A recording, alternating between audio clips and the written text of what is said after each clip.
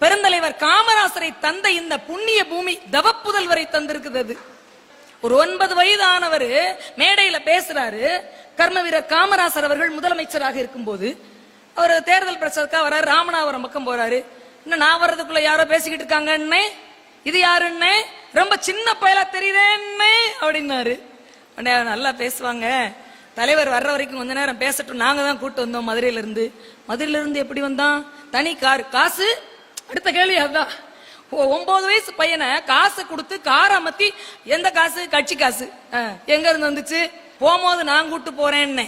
பெரியவங்க யாராவது வயசானவங்க இருந்தா அந்த கார்ல அவங்கள அனுப்புங்க, நான் சும்மா தானே போறேன். யாரு? முதலமைச்சர் கார்ல ஒரு 9 வயது மாணவரை ஏத்திக்கிட்டு ராமநாதபுரம் அவுட்டர் வந்தவனை இறங்க சொல்லி, என்ன படிக்கிற? ஐயா இது மாதிரி 6ஆம் கிளாஸ் ஏதோ சொல்றாரு.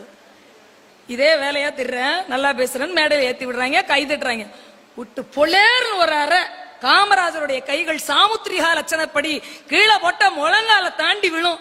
ராஜயோகம் உள்ள கை, கொடுத்து கொடுத்து நீண்டு போன கை, விட்டா எப்படி இருந்திருக்கும்? செவிழு செவ்வங்குது. நையா அடிச்சிட்டீங்க. பிறகு என்ன? படிக்கிற வயசுல மேடையில ஏறி பேசிக்கிட்டு தெரிவியோ, அதுவும் அரசியல் கூட்டங்கள்ல. சரி விடு, என்னைய பிடிக்குமா? நீங்க என்ன உயிரியா? என்ன படிக்கணும்னு நினைக்கிற?